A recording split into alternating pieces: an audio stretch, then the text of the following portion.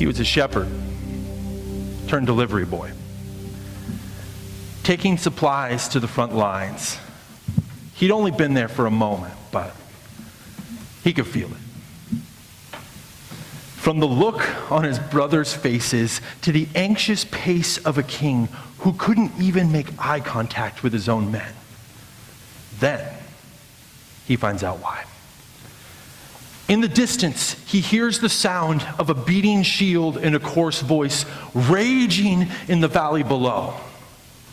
So, pushing his way through the crowd, this teenage boy reaches the ridge, peering down, only to spy with his own little eyes what can only be described as a champion, a juggernaut, a giant.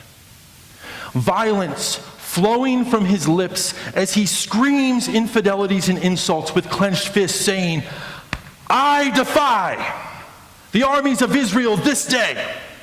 Bring me a man that we may fight together." And under this threat of oppression, every man stood silent, frozen. Now, you have to wonder, hadn't they been here before? I mean, come on. These were men of war. Where was the courage, the gumption to move? What happened to choose this day who you will serve? But not a word. Just long stares, trembling hands, and weak knees. Then David breaks the silence with a yes. And immediately, he is dressed to impress, and the king's best pressed out the door to the quest laid before him of slaying a giant.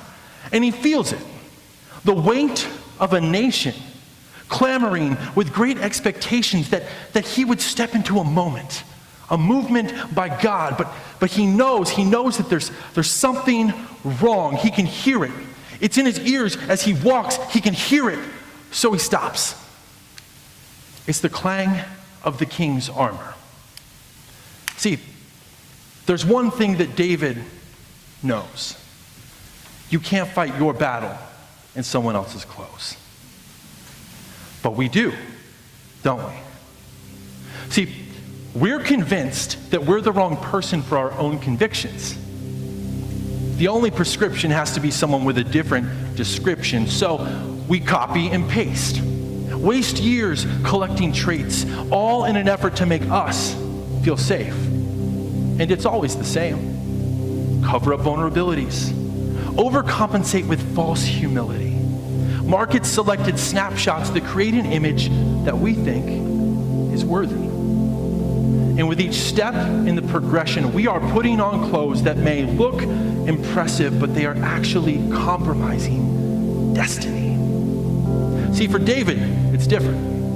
He knows that his only hope is to show up in his own clothes. He believes that God doesn't help those who help themselves. He helps the helpless who show up as themselves. He sees that his time wandering in the wilderness chasing sheep will be used to accomplish destiny. And the same can be true for you. Now, I'm a guy, so I don't get it. But I see it. The mom guilt. The pressure to be perfect. The perfect wife, mother, daughter, friend, student, or worker. The shame of being too thin, or too heavy, or too loud, too smart, or too tough. Always only ever feeling like you're too much or not enough. And in that swirl of words and nonsense, God would step in and say, "That is enough. You are perfect through my perfection. Not infected, but prepared for every good work. You are strong. My power peaks in your weakness. No cheats. Believe this. You are called, a chosen generation, a city on a hill. No time for comparisons or to just stand still. You are redeemed. I have taken your scarlet letter and turned it into a red badge of courage. So don't back away from the light. Let your story flourish.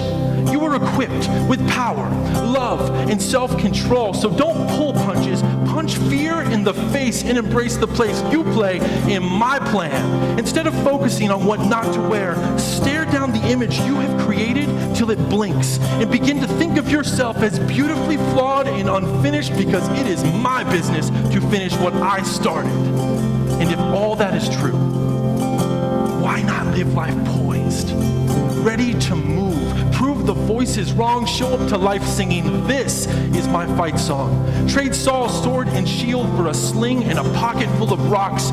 Pick your spot and go, because giants fall when we fight in our own clothes.